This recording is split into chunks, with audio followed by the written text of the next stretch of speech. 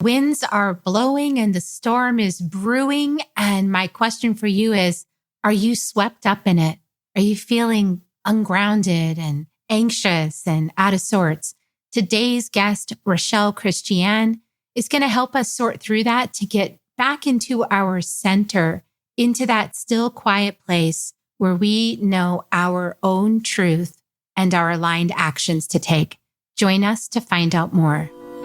Soul Nectar Show, the Soul Nectar Show. You're invited, delighted to discover who you are.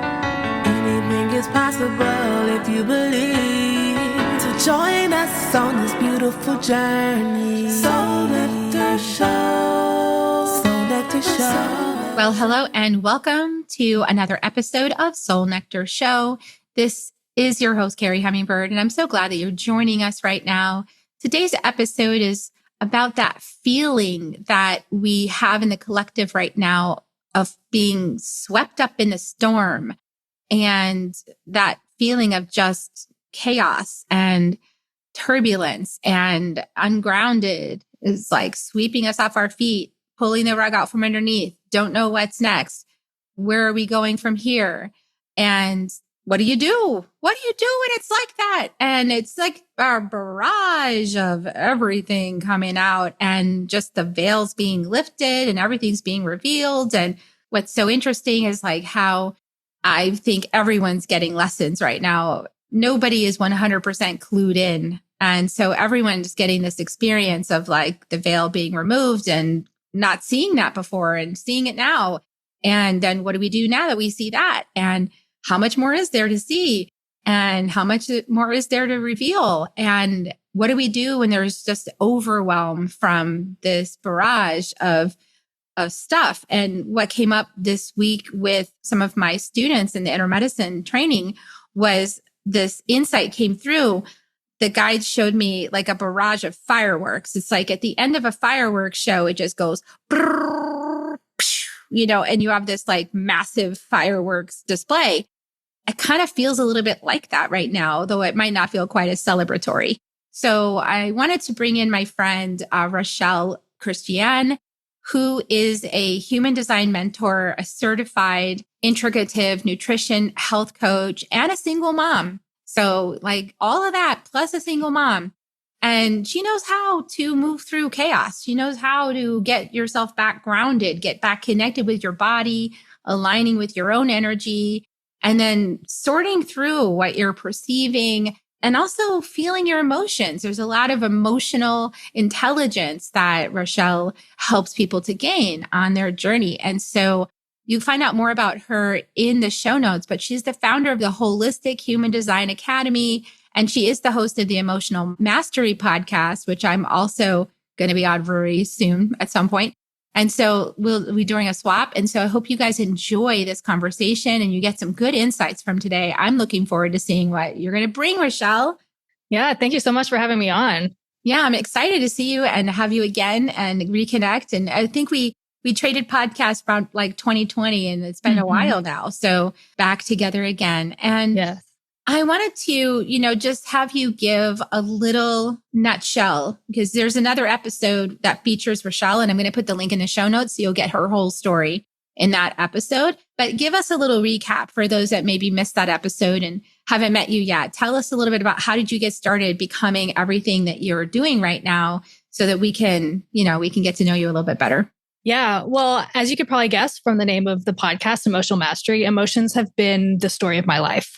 They've always been out of control. I've never felt like I could regulate them. I didn't even know what emotional regulation was. If you'd asked me like 10 years ago, I would just be like, what, huh? Like, we don't have to feel like this all the time. And, I was kind of led through, or I guess I called in some very unhealthy relationships in my 20s. And it got to the point where I just sort of like woke up and I realized I didn't want my kids to think that this was what a relationship would be or should be. And so I packed up everything I could and I left. And that's sort of the start of my journey. I started meditating, I started journaling, I started doing all of the things, but there was still a piece of me that I just wasn't accepting myself yet. Like I had started the emotional regulation, I'd started moving my body, all those things, but there was something I was just like, hadn't clicked. And then this thing called human design fell into my lap in end of May 2018 and just changed my world. I saw reflected in this system all these aspects of myself that I had rejected for so long. So it's just this sort of acceptance of who I was. And I feel like once I could then accept myself, I was really able to come into my body and do the work. And so it's been a journey, and it's still a journey. Emotions are very loud. They can be. And so there are some days where you wake up and you're just emotional and you don't know why. And it's just easy to blame everybody else, but it really comes back to that like stillness and come back to your truth and just to like watch them. So that's sort of been my journey. And that's how I guide people using astrology and human design to come into their bodies, to know themselves, and to be sure of like where they stand so that all the outside noise can just surround them. Like sort of like you talked about that storm, right? We're in that storm, but like, can we stay here, right? Can we stay centered when everything around you is just chaos? And so I think that's, been a journey of my life. And especially right now with all the transits and the astrology and just things that are happening in the world, you look around and it's easy to see chaos, right? But ultimately, really, if you're centered, like you get to choose what you see, you get to choose what you call in. And so that's sort of been the focus of late. That is a great summary of your journey. Thank you so much. And, so let's just break it down. I mean, we are in 2025, which is a year of the serpent. Yes. So it's Chinese medicine, year of the serpent. That energy is like, Sachamama, great serpent, helps us shed that old skin. She helps us to shed that old skin. She comes through. She says, what are you holding on to that doesn't serve you anymore? What's your identity? What's your, your narrative, your story, your history? And we're going to release that now. Right. And so we're seeing it. We're seeing it front and center. Like our nation's whole history is being just played out on the screen, literally at the Super Bowl, So it's like, wow. And it's so interesting that not everyone's seeing the same thing. And so explain a little bit about some human design reasons why some people might not be seeing all the same things. Yeah. First of all, I didn't watch the Super Bowl, but I keep hearing all these things. So I almost want to go back and actually watch it because I think it's really interesting to hear those things of like how it played out. I don't know, that's side note. But as far as like human design, I think that a lot of us are taught as we're growing up to move from a place of logic, right? To move from our mind, to make decisions from our mind. And yet a lot of times we hear super successful people will talk about, oh, I trust in my gut. But yeah, for some reason, there's a disconnect between us actually trusting our gut, right? We're so much in the head and your perception is reality. So what you're allowing your mind to control, what you're allowing your mind to sort of like, I guess, skew your perspective to be is what you're going to see, right? But human design brings us into this practice of coming into our body. And I believe the thing with the mind is always going to be the mind. And it's a practice of letting it go or letting it do its thing and then coming in and making decisions based on what you feel to be right. I think a lot of times we, if we're consuming a lot of media or we are around people that maybe hold a lot of drama, right? It's all reflections of what's going inside, but what we're bringing into our reality is what we're going to see. I think it was Henry Ford that said, if you think you can or you think you can't, either way, you're right. And so that mind, as powerful as it is, can alter the way that we navigate life. And so especially when it comes to emotions, we're bringing in the body and the way that we feel, every emotional experience you have after the age of 30 is tied to a narrative, a mental narrative, right? So if you have an emotional experience of sadness, it'll be tied to something that happened when you were in your 20s or teens. And so your mind automatically goes back to that thing, right? And our mind is wired for comfort. It's wired for safety. And so, especially right now, like you said, everything is shaking us out of that space. And I think that as we're navigating this time, we're moving away from this logical, mental, like construct into more of this intuitive, like passive, like right brain sort of environment. Human design speaks to this shift in 2027 that's coming. And a lot of it has to do with the solar plexus. So that being the way that we're perceiving life, right? I think that, again, that human design gives you this blueprint to come into your body and like just let the mind do its thing, right? And we're not so much latching on to the thoughts that are in there. Yeah. And emotions are like, not everyone's emotion centered. Like emotional intelligence is what's really opening up on the planet, right? So not everyone's designed to have the same kind of relationship with emotions. So I'm emotion centered. So I feel emotion. that is generated from within. But I learned through studying human design that both of my sons are non-emotional, which means that they don't experience necessarily their own emotions. They just feel the heightened reaction of like everybody else's emotions. So like my emotion that might be at like on a scale of 1 to 10, 10 being super dramatic. If I am experiencing like a 4, my sons could be experiencing like an 11.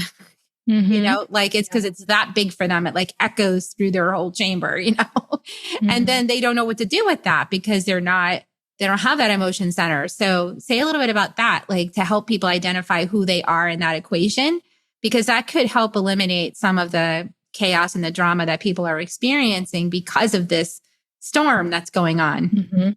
Yeah. So in human design, the solar plexus, which if you're looking at your chart, it's the far right inverted triangle, sort of. It'll be, if it's defined, it'll be in color, and that makes you an emotional authority. If it's white, you're either undefined or open. But I think the last I checked, it was like 51% of people are emotionally defined. So 51% of people are run by their emotions, need to make decisions based on their emotions, are very emotion centered. And the other half, like you said, is taking in and amplifying that.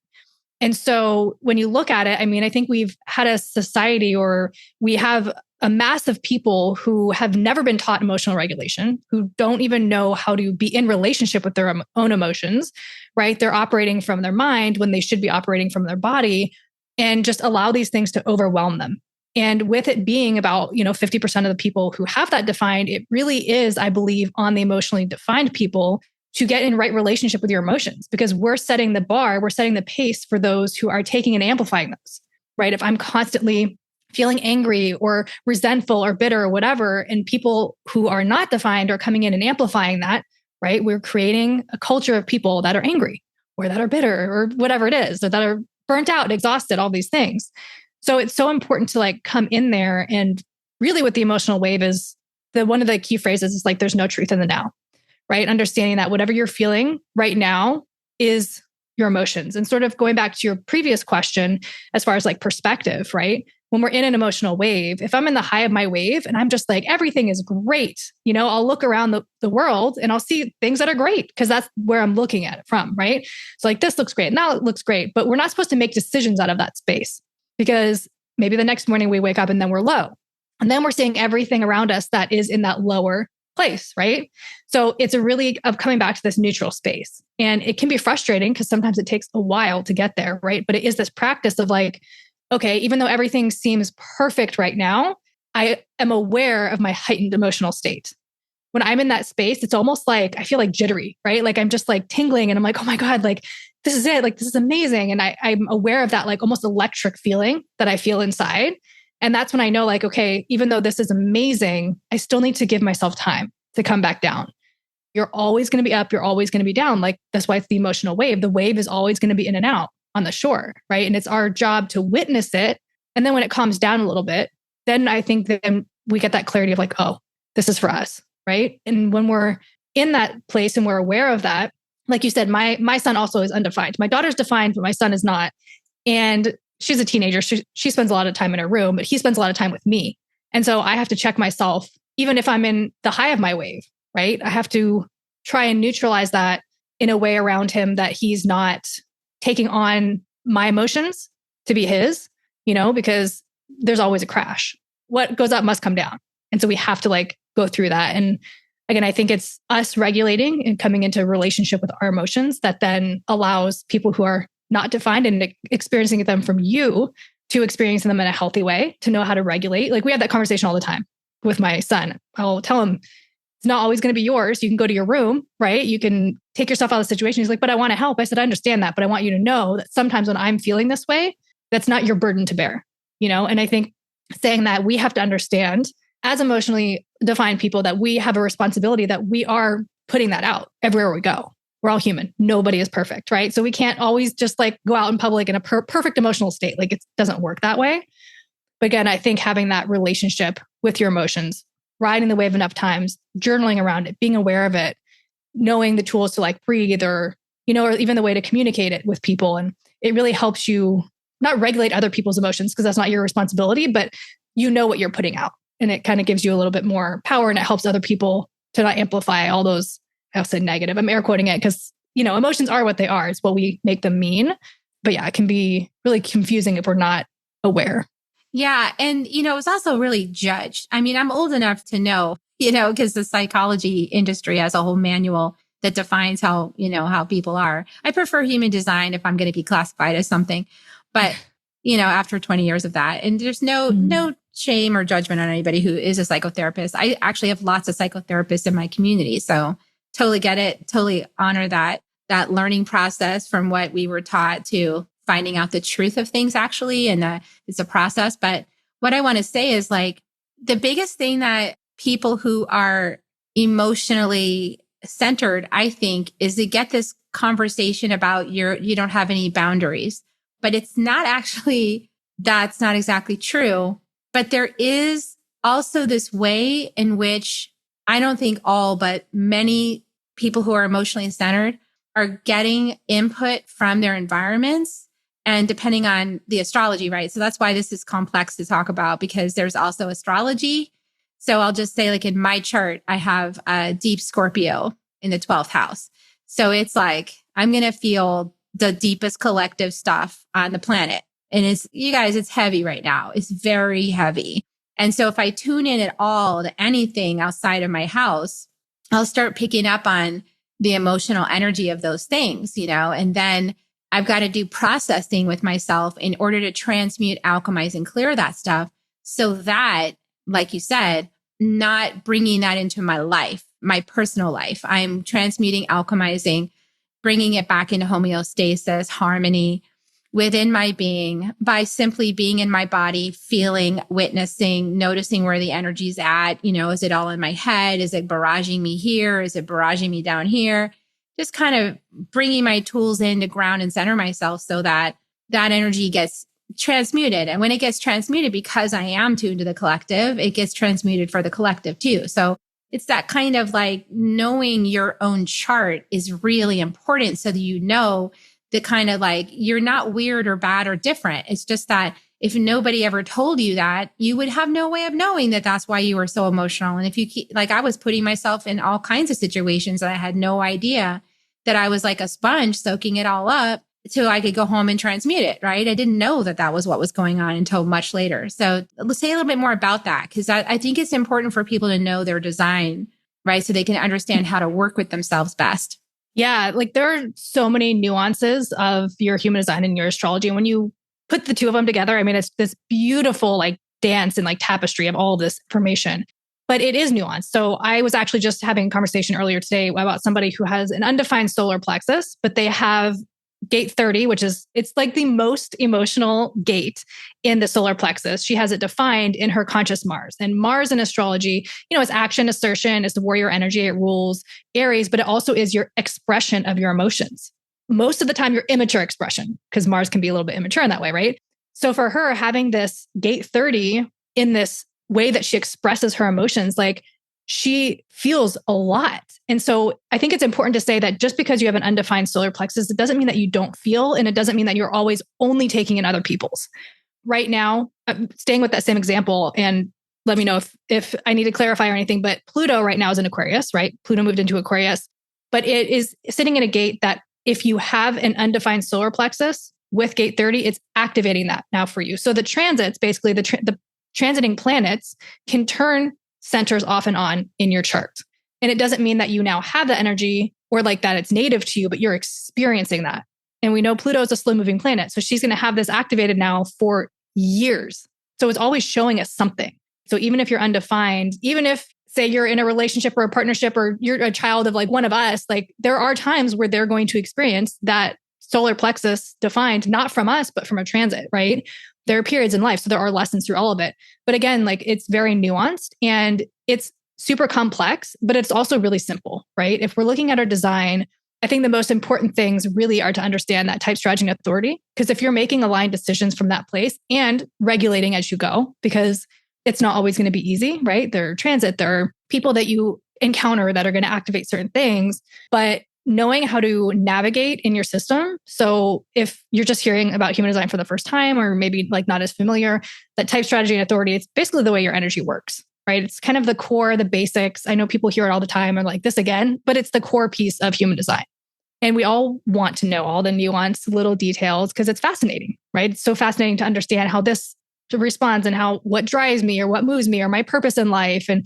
But really coming back, we can't be in our purpose if we're not making aligned decisions. And we can't be in our purpose if we're constantly dysregulated. So finding out what that is in your design will really help you sort of course correct and know that there's also an element of your not self, what they call within that, your strategy. And so for me, I'm a manifesting generator. So that is frustration and a little bit of anger. So I know that's an emotion I'm very familiar with, frustration, right? Even as sometimes I'll notice on a Sunday night when the kids have been just wired all weekend and I'm just oh my gosh, I'm so frustrated. I have to come back and regulate myself, right? Because in some way and somewhere, I'm not aligning to my design. And of course, it's challenging when you have multiple people and everybody's trying to align to themselves, or you're trying, especially as a parent, right? You're trying to make sure everybody's aligned or everybody's happy or in doing things that make them feel good. Again, that coming back to yourself so that you can get to that neutral space. And then you can see with more clarity what that is guiding you to do. Did that answer your question? Yeah. It's knowing, for example, I'm a manifestor by design. Mm-hmm. And so I need to know that I have limited amounts of energy. I've got an energy bucket. And once the energy bucket is drained, that's it. I have to check out, go sit, do nothing, be quiet, right? And just recharge. But I used to push forward because that's what our society taught us to do, right? It taught us to keep pushing, keep going, be productive, And so I was doing that and totally wearing myself out because I didn't understand that I actually needed those long periods of rest, that sleeping in really late is actually good for me. Is actually what I need. Having days where I do absolutely nothing is really important. Taking a long bath and, I go float now. That's incredibly important. That's life-saving for me because that takes me out of the constant doing. That's actually not part of who I'm designed to be.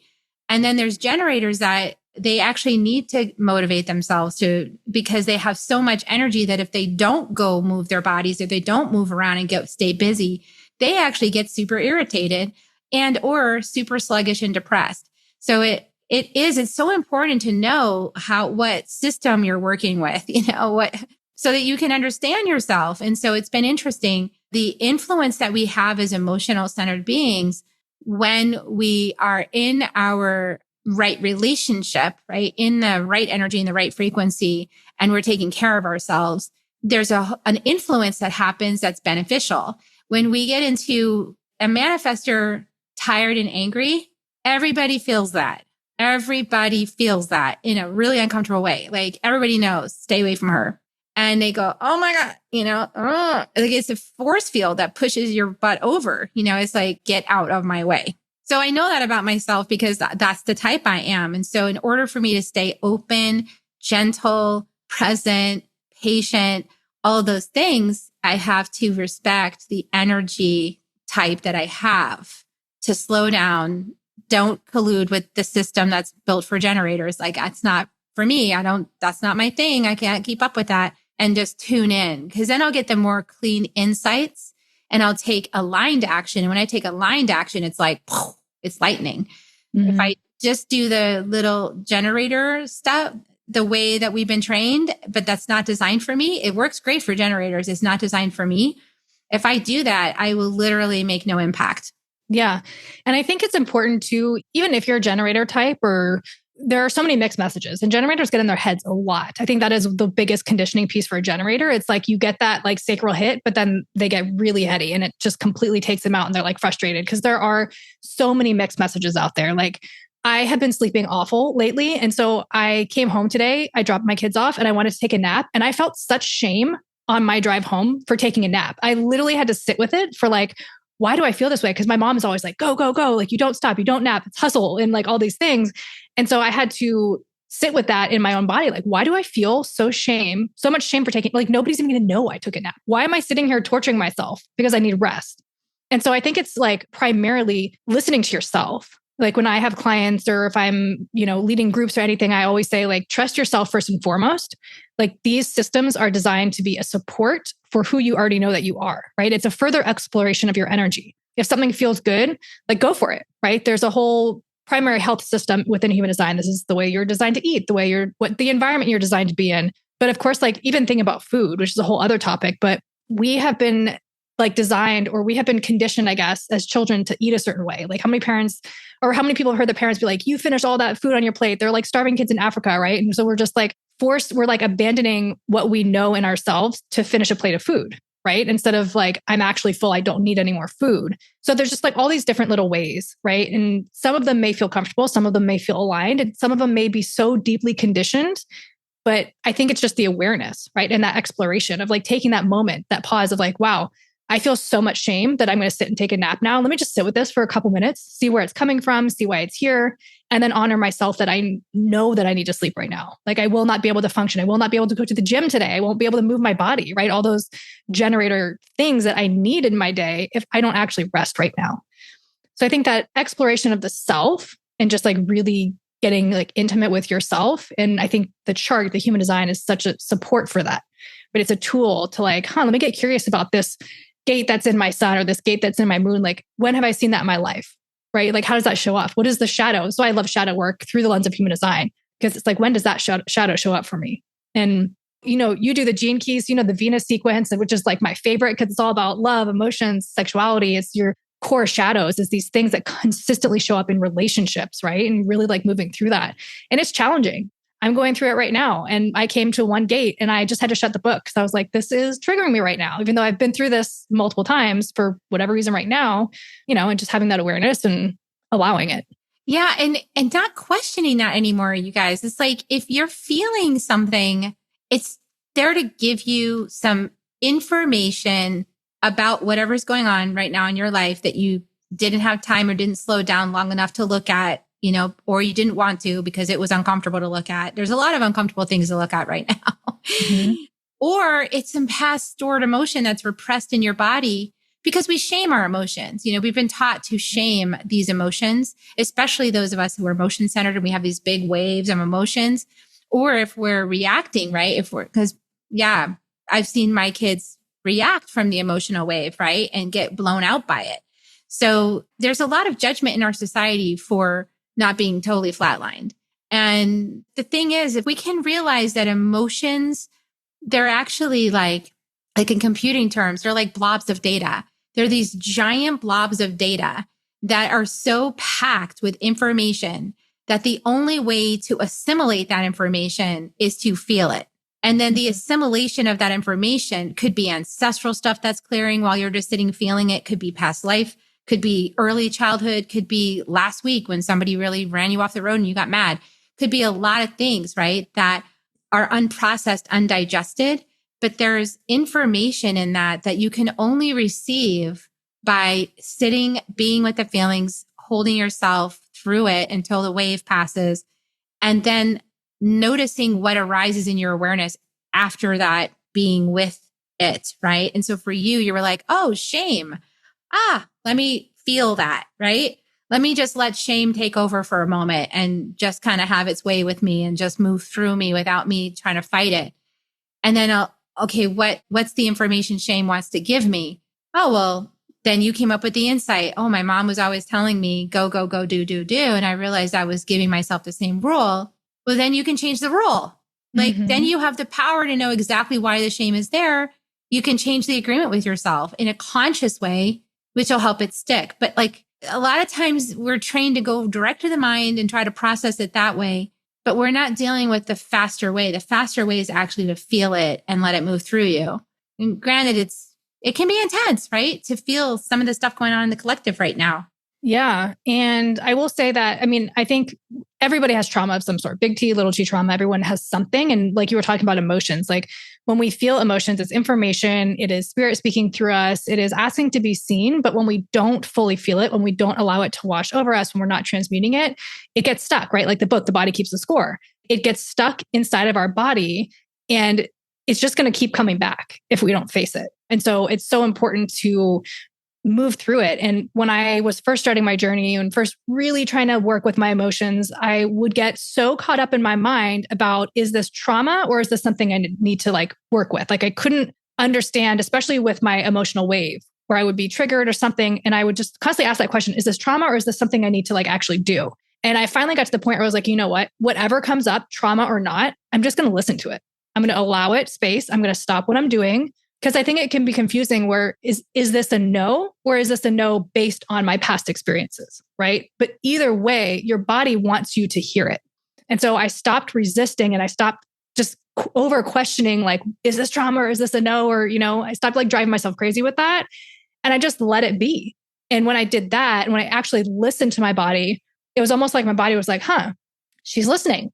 She's giving us the floor. Let's move through this, right? And that completely changed my relationship with my emotions. Like there are still times where I self-sabotage or, the trauma shows up or whatever. But again, like it's that pause and that awareness of like, okay, something feels off in my system. And instead of making a reactionary decision right now, I'm just going to let it be and I'm going to journal around it or whatever to just come back to myself and let it have its say, and just like listening to what it wants to say. Yeah. I mean, it's a different kind of approach. I mean, I did the same to so you're making me laugh earlier because talking about like constantly checking and trying to figure out the answer and getting inconsistent answers. And I finally realized too, like there's too much complexity in what is coming up that the only way to get a clear answer is to be integrated with it, to let it move through, alchemize, integrate, become neutralized. And then from that quiet space, then it's much easier to get a clear answer or an insight or to use the pendulum and have it be accurate. It's being able to be patient enough with yourself, basically. Patience with the process and giving ourselves way more space. And interestingly enough, we live in a matrix that doesn't give us very much space, right? Like it's trying to keep us from exactly this kind of deep self-awareness, witnessing, presence, compassion, stillness. It's trying to keep us out of this deep space because that's where the real power is. The power lies in that self that's beyond the sort of like, of life. Mm-hmm. Like it's beyond that. It's expansive.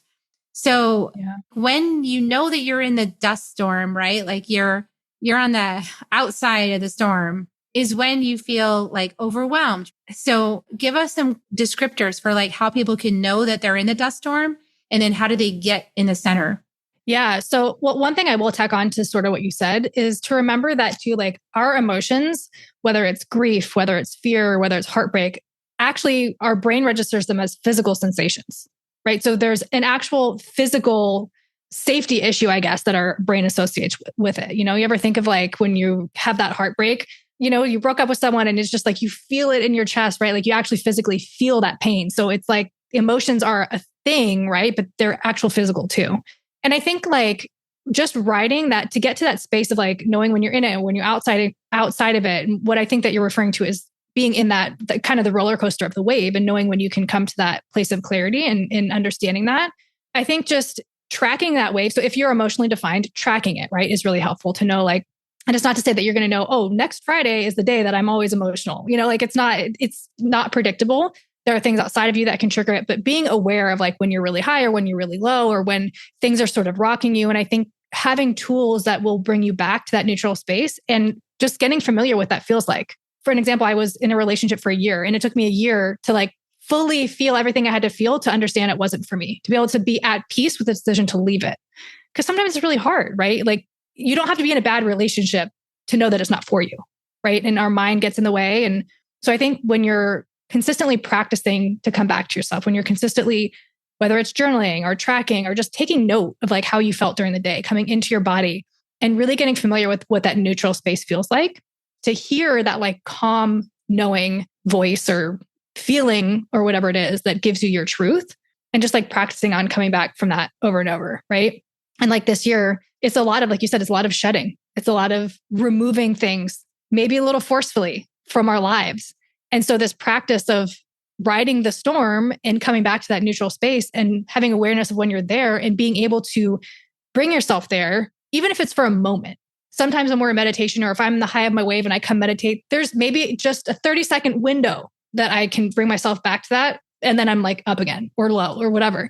But I think it's the practice of coming back to there that gives you awareness of where you're actually, like where your truth is. And to be able to like, just have those tools to come to that space. Yeah, I love that. Thank you for that. And I also know that because you you're working at all levels, right? So you're working at understanding yourself cognitively.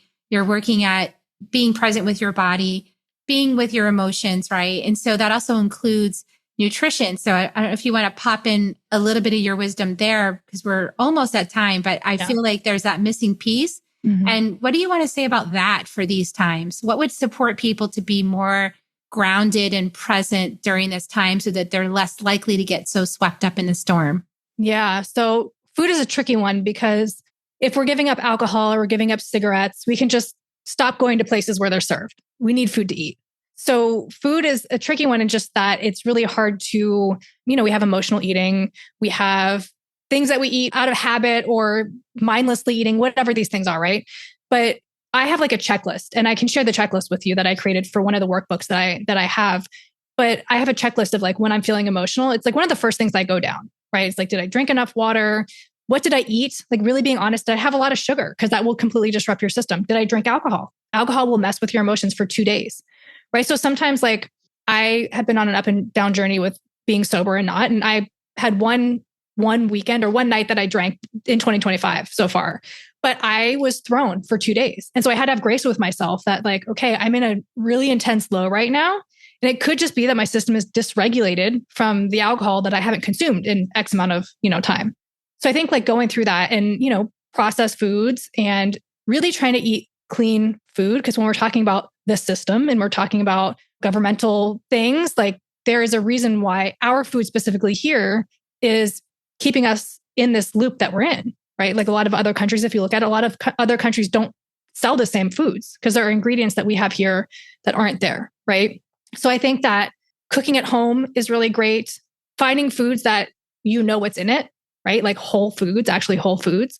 And there are places that you can go, for restaurants that will serve these types of foods. But I do think that is a really important factor because also if our system is so disconnected through alcohol, through sugar, through processed foods, we can't actually connect with ourselves. It's like this blocking thing. Before I quit drinking so I gave it up for a full year, but right before that, I kept noticing every time I would drink, I felt like this layer on top of my skin. I felt like I couldn't energetically push past that. And, there's a reason that we're drawn to it, right? Like if we're experiencing something emotional and we don't want to face it, if we've just constantly suppressed it and pushed it down, if we're not transforming our emotions or we're not letting them be, alcohol is a great way to do that, right? It suppresses it all. It literally puts you like in this little energetic, that's the way I visualize it and I felt it, where it until the day after. Yeah. Yeah. But then, and then a lot of people will just drink again, right? Yeah. So I think that there comes a point where I had an old coworker. His brother was like forced to quit drinking for some reason. And I guess he called him and he was like, I have never had to face myself like this in my entire life. Because when you remove... It can make people crawl right out of their skin. Yeah. Yeah. It's really challenging, really challenging. And, food, alcohol, if we're bringing in, health, things like that, like there's so much in Pisces right now. And one of the shadows of Pisces is addiction and escapism. So I think that we're really having to focus, or it's being highlighted right now. Like, what are you doing in these moments? Are you escaping? Are you suppressing? Or are you allowing yourself to feel? So it is a practice. And I think that when you can get out of those places a little bit, right? When you can maybe commit to 5 days without alcohol or a weekend without it, and you come to these moments where you actually feel your true self without the interference, then it just gives you that gauge to come back to, right? But I think having compassion and having awareness of these things that do take you out of your own system is helpful.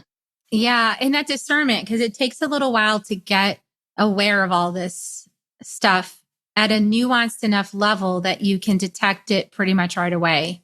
It took me since 2012. So we're 2025, 13 years. So if you're kind of just getting started, give yourself a break, take a breath, one step at a time, one lesson at a time, one realization at a time, just one thing at a time, and master that thing. And for those of you who are like, I've been doing this my whole life and it's still happening.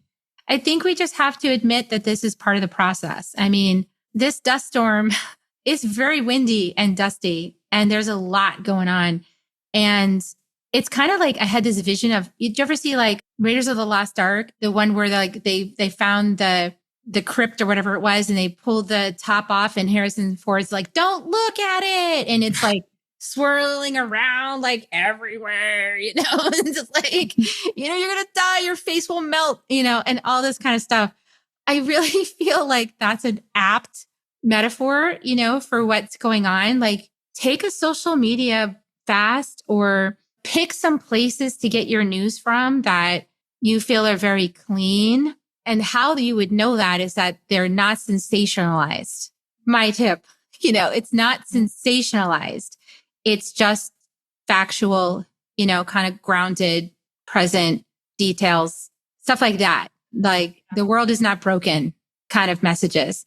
Mm-hmm. I think that's helpful. If it's sensationalized, it's probably based in fear. And just take a break, right? Don't go all the way in it. That's the thing I have to tell myself, because I have this ability to go like in deep to things and like see all the way to the bottom of it, And so if I go in, I'm like in it. And I have to just go, okay, Carrie, now it's time to cleanse and purify myself from all the things I witnessed and just release it. Let Sachamama shed that skin, shed it. And then just trust that this is part of the process that we collectively need to go through for kind of us all to get on a similar page about like how we want to treat each other and how we want this new earth to be and how we want to go about things. And we got to go through the process to experience it, to know, right? So we're kind of in the body with the emotions and the mind jitter chattering and all the stuff, right? Like, it's just the experience. Yeah. And I think you nailed it, right? Starting small. I think it was like James Clear's Atomic Habits, where he talked about willpower, and willpower isn't the ability to be like, I am just never going to do that thing ever again in my life and I'm perfect and whatever. Like, he talks about like muscles, right? When you're strength training, like muscles will eventually fatigue. If you constantly put yourself in the arena with the thing that you don't want to be consuming anymore, you will eventually give in. So it's more has to do with the willpower of like, just for example, the alcohol. Like, if I want to stop drinking, willpower isn't me constantly going to a bar and saying no, right? Eventually you're going to say yes. Willpower is being like, okay, I know that I don't want that thing. I'm just not going to go to bars. I'm not going to put myself in situations where I'm tempted. So it's like you said, choosing one small thing to focus on and work with and explore and experiment with. And yes, like, we're human. The purpose, I feel like, that our souls are in these human bodies on earth is to experience the material and to experience emotions. It's not supposed to be easy. So have grace that you're going to cycle through it, right? And just one step at a time, one foot in front of the other. Yeah. And if you're tired, then take a nap. Don't feel bad about it. Deep breaths and take a nap. Go for a walk around the neighborhood. Just take a rest. And the world and all of its problems will still be there, yep. Regardless if you're paying attention to it or not. So there is that too. So beautiful, beautiful. And on that topic though, I do also feel like I need to say out loud, in the words of Martin Luther King Jr., love is action. So in no way did my last statement ever intend anybody to think that you just sit back and do nothing. Not true. I just wanted to correct that because I caught myself in that. And it's like, wait a second. I need to say out loud that, at least for me, I'm an advocate of aligned action. So not like in the storm action, not in the wave action, but like, deep commitment to transforming, alchemizing all the things that, and then getting into a place of deep stillness, listening for aligned action, and then taking that. I just had to put that out there, you guys. I caught myself, and I don't want anyone to miss that point. That's really important, actually. Yeah. Yeah. Very important. And sometimes that's the hardest part. Probably most of the time, that's the hardest part. It's hard to know the right action because you have to get still enough to hear it, to feel it, to know it. Yeah. Sometimes the right action is the hard thing to do. Oh, yes. And the right action is the hard thing to do. Absolutely. It's the thing that your mind doesn't like. Mm-hmm. Yeah. Because it's uncomfortable. Very. And it's going to cause change. And then the mind's like, no, I'm going to have to figure out all the new variables for keeping you safe. Mm-hmm. That's too much work. I'm just going to tune out and disconnect and say that's boring and I don't like it. And that's stupid. And then walk away. Yeah. Mind is sneaky and it's tricky. So that was a little Easter egg for you guys, by the way. I love you very much. Okay. So we're going to You're going to give us a link to your wellness checklist. Yes. Yes. I'm going to write that down. Mm-hmm. Okay, cool. And I'm going to put that in the show notes, you guys, so you'll be able to access that. And is there anything else that you want to offer people before we sign out and say sayonara?